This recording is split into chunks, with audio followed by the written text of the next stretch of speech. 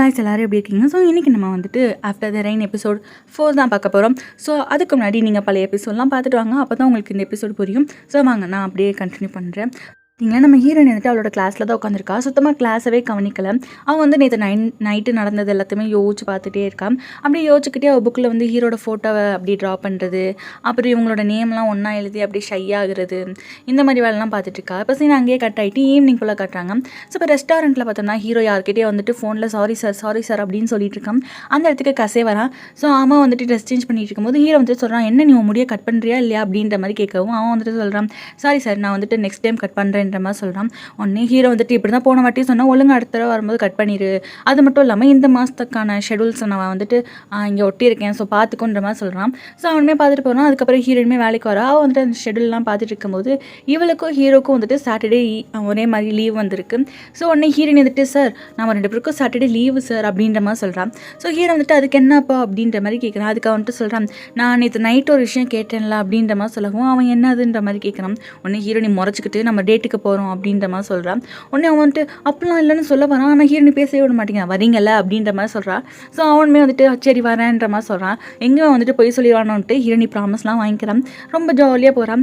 So அதுக்கப்புறம் பார்த்தோம்னா இந்த கசே பையன் அவன் ஃப்ரெண்டுக்கிட்ட ஃபோன் பேசிகிட்டு இருக்கான். டே ஆல்ரெடி நான் வந்துட்டு ஒரு பார்ட் டைம் ஜாப்பில் இருக்கேன், அதுக்கப்புறம் எப்படியா நான் இன்னொரு பார்ட் டைம் ஜாப் பார்க்குறது, சரி என்ன மாதிரியான வேலை அப்படின்ற மாதிரி கேட்கவும் அவன் சொல்கிறான், இந்த மாதிரி டியூஷன் எடுக்கணும் ஒருத்தவங்களுக்கு அப்படின்ற மாதிரி சொல்லவும், ஓ இங்கிலீஷ் டியூஷனா, சரி ஹை ஸ்கூல் ஸ்டூடெண்ட்டா அப்படின்ற மாதிரிலாம் கேட்டுட்ருக்கான். அப்போ அந்த இடத்துக்கு ஹீரோயினி வரான். நீங்கள் கொஞ்சம் தள்ளிக்கங்க நான் மிரர் பார்க்கணுன்ற மாதிரி ஆக்ஷன் பண்ணுறான். ஸோ அவனுமே நகண்டுக்கிறான். அப்போ வந்துட்டு அவன் அந்த பக்கம் போயிட்டு ஹீரோயினியே பார்த்துட்ருக்கான். ஸோ அப்படியே பார்த்துட்டு அவன் என்ன பேசிட்டு இருக்கானே அப்படியே இந்த கான்சென்ட்ரேட்டே இல்லை. ஸோ முழுக்க ஹீரோயினவே பார்த்துட்ருக்கான். ஹீரோயினி அங்கேருந்து போனதுக்கப்புறம் தான் என்னடா சொன்னேன், சரி அந்த ஒருத்தவங்களுக்கு சொல்லித்தரணும்னு சொன்னீங்க, அந்த பொண்ணு வந்துட்டு அழகாக இருக்குமா க்யூட்டாக இருக்குமான்ற மாதிரி கேட்குறான் காசே. உடனே அவன் ஃப்ரெண்டு வந்துட்டு, டேய் நீ சொல்லிக் கொடுக்க போகிறது பொண்ணுக்கு இல்லை பையனுக்கு அப்படின்ற மாதிரி சொல்லவும், அடைச்சி ஃபோனை வை, இந்த பொண்ணுக்கு சொல்லித்தரதுனா தான் ஓகே, பையனுக்குலாம் இல்லை அப்படின்ற மாதிரி சொல்லிட்டு கட் பண்ணிட்டு அவன் கிச்சனுக்கு வரான். ஸோ ஹீரோயினியும் கேட்கவும் பேசிகிட்டு இருக்காங்க. அப்போ இந்த கசே பையன் அங்கே போயிட்டு, ஹீரோனி உனக்கு சாப்பிட என்ன வேணுன்ற மாதிரி கேட்குறான். ஸோ அவன் வந்துட்டு எனக்கு சாண்ட்விச் எப்பயும் போல் பண்ணி கொடுங்கன்ற மாதிரி சொல்லவும் அவனுமே சாண்ட்விச் பண்ணி கொடுத்துட்ருக்கான். ஸோ அவன் வந்துட்டு ஹீரோயினி அப்படி சைடாக பார்த்துட்ருக்கான். அவனோட மண்டுக்குள்ள வந்துட்டு தப்பான தாட்ஸ் எல்லாம் வந்துட்டுருக்கு. ஒரு ஹீரோயின்கிட்ட அந்த ஃபுட்டை கொடுக்குறான். ஹீரோயினுமே வாங்கிட்டு சாப்பிட்றதுக்காக போயிடறான். ஸோ உள்ளே போயிட்டு சாப்பிட்டுட்டு இருக்கும்போது இவன் வந்து அந்த ஷெடியூல் பேப்பர் இருக்கும் இல்லையா, ஸோ அதை பார்க்குறா. அதை பார்க்கவும் அவளுக்கு வந்துட்டு ஜாலியாக இருக்கு, ஏன்னா டேட்டுக்கு போகிறா இல்லையா. ஸோ அப்படியே வந்துட்டு எத்தனை நாள் இருக்குது அப்படின்னு சொல்லி கை வச்சு எண்ணிட்டு இருக்கான். இப்போ அந்த இடத்துக்கு கசே வரான். ஸோ அவன் வந்துட்டு என்ன பண்ணுற சாப்பிட்டியான்ற மாதிரி கேட்கவும் அவளும் சாப்பிட்டு முடிச்சிட்டேன் அப்படின்ற மாதிரி சொல்லிட்டு அவள் புக்கெல்லாம் க்ளோஸ் பண்ணிவிட்டு எழுந்திரிச்சு போகிறான். ஸோ உடனே அவன் வந்துட்டு அந்த புக்கை பார்த்துட்டு, ஓ இந்த தான் படிச்சுட்ருக்கியா அப்படின்ற மாதிரி சொல்லிட்டு இவன் அந்த புக்கவே பார்த்துட்டு இருக்கான். நீங்கள் படிக்கணுமான்ற மாதிரி கேட்கவும் அவனும் வந்துட்டு ரொம்ப நாள் ஆச்சு ஹை ஸ்கூல் புக்லாம் பார்த்து கொடுவேன், நான் பார்த்துட்டு தரேன்ற மாதிரி சொல்லவும் அவளுமே கொடுத்துட்டு போகிறான். ஸோ கொடுத்துட்டு நீங்கள் படிச்சு முடிச்சோன்னே இங்கே வச்சுட்டு வாங்க, நான் எடுத்து வச்சுக்கிறேன்ற மாதிரி சொல்கிறான். ஸோ அவனும் சரின்றான். இப்போ ஹீரோயினி வெளியே போகிறா, எப்பயும் போல் ஒர்க் பார்த்துட்டு இருக்கா. சடனாக ஹீரோனிக்கு, ஐயோ அந்த புக்கில் தானே நம்ம வந்துட்டு என்னோட நேமே ஹீரோட நேமே எழுதி வச்சுருக்கேன், அது மட்டும் இல்லாமல் ஹீரோட ஃபேஸ்லாம் ட்ரா பண்ணி வச்சுருக்கோம், பார்த்தா அவ்வளோதான் சொல்லிட்டு வேகமாக போயிட்டு கதை ஓப்பன் பண்ணுறா. ஆனால் என்ன அவன் அதுக்குள்ளே பார்த்துட்டான். அவன் வந்துட்டு சொல்கிறான், கிளாஸ் டயத்தில் எப்படிலாம் ட்ரா பண்ணக்கூடாதுன்ற மாதிரி சொல்லவும் ஹீரோயினி வந்துட்டு ப்ளீஸ் யார்கிட்டே சொல்லாதன்ற மாதிரி சொல்கிறான். அப்போ வந்துட்டு அவன் சொல்கிறான், இதை நான் சீக்கிரட்டாக வச்சுக்கணும்னா நீ என் கூட டேட்டுக்கு வரணும் அப்படின்ற மாதிரி சொல்கிறான். ஸோ ஹீரோயின் வந்துட்டு என்னது உன் கூட டேட்டுக்கு வரணும்னு ஷாக் ஆகிறான். பட் வேறு வழியே இல்லை. ஸோ நெக்ஸ்ட் டே வந்துட்டு இவங்க 2 பேர் டேட்டுக்கு போகிறாங்க. அவன் வந்துட்டு ரொம்பவே ஜாலியாக இருக்கிறான். அவன் வந்துட்டு அங்கே பாரு இங்கே பாருமேன்னு சொல்கிறான். ஆனால் ஹீரோனி வந்துட்டு கண்டுக்கிறதே இல்லை. அவள் பாட்டுக்கு அப்படியே வந்துட்டு ஒரு எமோஷனுமே இல்லாமல் அப்படியே பிளாங்காக தான் இருக்கான். ஸோ அதுக்கப்புறம் படத்துக்கு கூப்பிட்டு போகிறேன். அங்கே கூப்பிட்டு போயிட்டு இந்த படம் கொஞ்சம் பயங்கரமாக இருக்குன்னு சொன்னாங்க, ஸோ உனக்கு பயம் வந்தால் நீ என் கையை இறுக்கி பிடிச்சிக்கோ அப்படின்ற மாதிரி சொல்கிறான். ஸோ அவனும் வந்துட்டு ரொம்ப ஆர்வமாக படம் பார்த்துட்டு இருக்கான். எல்லாருமே பயந்து கத்திட்டு இருக்காங்க. ஆனால் ஹீரோனி வந்துட்டு எந்த ஒரு எமோஷனுமே இல்லாமல் பார்த்துட்டு இருக்கான். அவன் வந்துட்டு என்ன இந்த பொண்ணு எப்படி இருக்குது, ஒரு பயம் கொடுத்துற படமாக இருக்குது, இதுக்கு போய் பயப்படாமல் அப்படியே சில மாதிரி உட்காந்து பார்த்துட்டு இருக்காளே, என்னென்னமோ நினச்சோம் ஆனால் எதுவுமே நடக்க மாட்டேங்குதுன்னு ரொம்ப ஃபீல் பண்ணிட்டு இருக்கான்.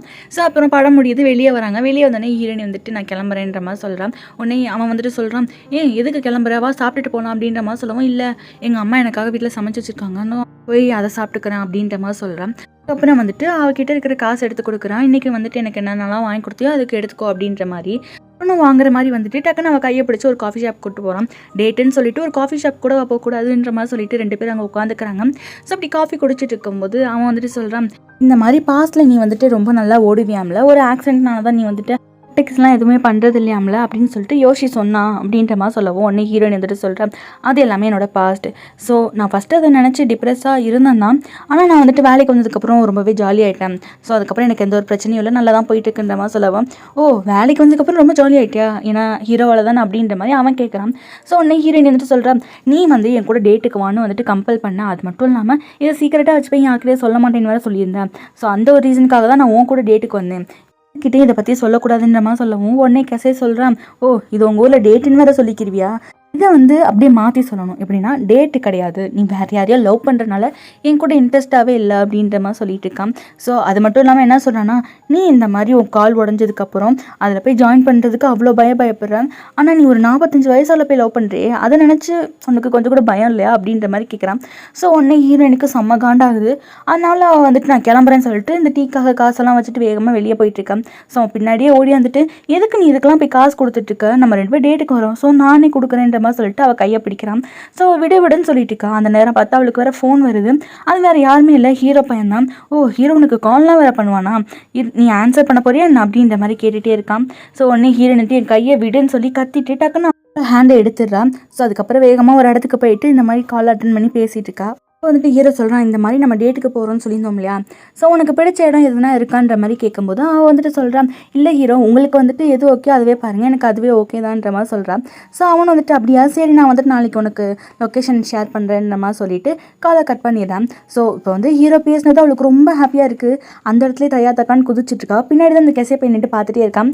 ஸோ சடனாக திரும்பி அவனை பார்க்கவும் கொஞ்சம் ஷாக் ஆகிடுறான். ஸோ அவன் வந்துட்டு சொல்கிறான், ஓ உனக்கு அவனை அந்தளவுக்கு பிடிக்குமா, அது மட்டும் இல்லாமல் உங்கள் 2 பேருக்குள்ளே கண்டிப்பாக ஒத்து போகாது, ஏன்னா உனக்கு 45 வயசு உனக்கு 17 வயசு, கண்டிப்பாக ஒத்து போகாதுன்ற மாதிரி சொல்லிட்டு மூஞ்சி கிட்ட கொண்டு வரான். ஸோ நீ வந்து அவன் கூட ரிலேஷன்ஷிப் வச்சுக்கிறது பதிலாக நீ வேறு யாராவது கொஞ்சம் யங்கா அழகா அவன் கூட ரிலேஷன்ஷிப் வச்சுக்கிட்டேன்னா உன்னோட ரிலேஷன்ஷிப் வாழ்க்கை வந்துட்டு கொஞ்சம் ஹெல்த்தியாக இருக்கும் அப்படின்னு சொல்லிட்டு அவன் வந்துட்டு ஒரு பக்கமாக பார்த்துக்கிட்டே இருக்கான் குறுக்குறுன்னு.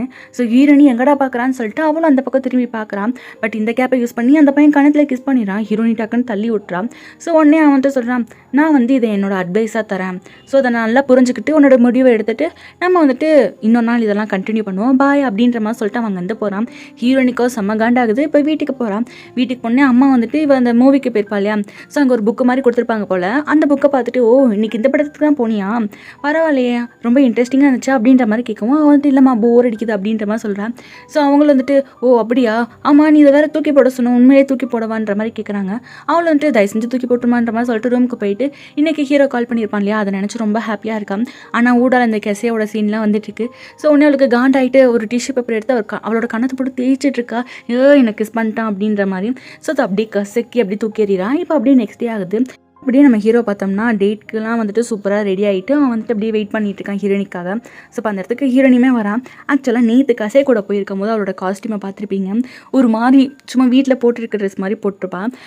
நம்ம ஹீரோ கூட போகிறோம் அப்படின்ற மாதிரி சொல்லிட்டு என்ன பண்ணியிருக்கான்னா ஒரு சூப்பரான ஒயிட் கலர் ஃப்ராக் போட்டுக்கிட்டு அவளோட ஹேர் ஸ்டைல்லாம் மாட்டிக்கிட்டு அப்படியே கையில் ஒரு பேஸ்கெட் வச்சுட்டு பார்க்கவே அவ்வளோ அழகாக இருக்கான்.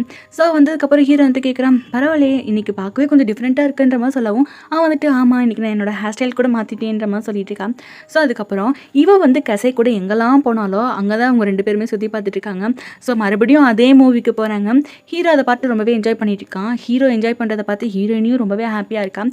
ஸோ படம் முடிஞ்சு வந்ததுக்கப்புறம் என் பையன் கூட இந்த படத்துக்கு தான் வர முடியாமல் போயிடுச்சு, அவனுக்கு இந்த மாதிரி படம்னா ரொம்ப பிடிக்கும் அப்படின்ற மாதிரி சொல்லிட்டு இருக்கான். ஸோ நீ ஹீரோயின் வந்துட்டு ஆமாம் மறுபடியும் பார்க்க இது நல்ல படம் தான் அப்படின்ற மாதிரி சொல்லிட்டு இருக்கான். ஸோ அதுக்கப்புறம் ஹீரோ வந்துட்டு சரி கிளம்பலாமான்ற மாதிரி கேட்கும்போது அவன் வந்துட்டு சொல்கிறான், இல்லை நம்ம கடைசியாக போகிறதுக்கு முன்னாடி டீ காஃபி அந்த மாதிரி குடிக்கலாமான்ற மாதிரி கேட்குறான். ஸோ அவனும் வந்துட்டு ஓகே வாங்க அப்படின்ற மாதிரி சொல்லிட்டு நேற்று கசை கூட எந்த கேஃபே போனாலோ அதே கேஃபே தான். ஸோ அதே வெயிட்டர் தான் வந்துட்டு இவளுக்கு வந்துட்டு என்ன வேணும் அப்படின்ற மாதிரி கேட்குறாங்க. ஐயோ பார்த்து எதாவது நினைப்பாங்கன்னு சொல்லிட்டு அப்படி மூஞ்சில் வச்சு அந்த மெனு கார்டை வச்சு மறைச்சிக்கிறான். ஸோ எனக்கு ஆரஞ்சு டீ அப்படின்ற மாதிரி சொல்லிடுறான். ஸோ அவனுமே வந்துட்டு அவனுக்கு வேணுன்றதை சொல்லிடுறான். ஸோ அதுக்கப்புறம் வந்துட்டு இவங்க 2 பேரும் பேசிகிட்டு இருக்காங்க. டீயுமே வருது. ஸோ ஹீரோயின் வந்துட்டு எவ்வளவோ அப்படின்ற மாதிரி கேட்குறான். ஸோ இவன் வந்து நம்ம வயசை தான் கேட்குறாளோ அப்படின்னு நினச்சிட்டு 45ன்னு சொல்லிடுறான். அப்போ தான் தெரிய வருது ஹீரோயின் வந்து சுகரை கேட்டிருக்கா எவ்வளோ போடுன்னு சொல்லிட்டு அங்கே அந்த சுகர் க்யூப்ஸ் எல்லாம் இருக்கும் இல்லையா, ஸோ அதை வேகமாக எடுத்து போட்டுட்ருக்கா. ஒன்று ஹீரோ வந்துட்டு ஓ நீ என்னோட வயசை பற்றி கேட்கலையா, இதை தான் கேட்டியா, எனக்கு இவ்வளோலாம் வேணான்ற மாதிரி கத்திடுறான். ஸோ அவள் வந்து 10க்கு மேலே போட்டுட்டா. வேறு வழி இல்லாமல் ஹீரோ அதையுமே குடிக்கிறான். பரவாயில்ல இருக்கட்டும் நான் தானே தப்பாக சொல்லிட்டேன் அப்படின்ற மாதிரி குடிக்கும் போது அவனுக்கு அப்படியே ஒரு ஃப்ளாஷ்பேக் ஞாபகத்துக்கு வருது. என்னென்னா வந்து அவனோட ஒய்ஃப் கூட இந்த கடைக்கு வந்துட்டு காஃபி குடிக்க வந்திருப்பான். ஸோ அன்றைக்குமே இவன் வந்துட்டு நிறைய சுகர் போட்டு குடிச்சிட்ருப்பான். அதெல்லாம் நினச்சி பார்க்கும்போது அவனுக்கு வந்துட்டு கொஞ்சம் ஹாப்பியாக இருக்குது. ஸோ இப்போ அந்த இடத்த சுற்றி சுற்றி பார்க்குறான். பார்த்தா ஒரே கப்பிள்ஸாக இருக்காங்க.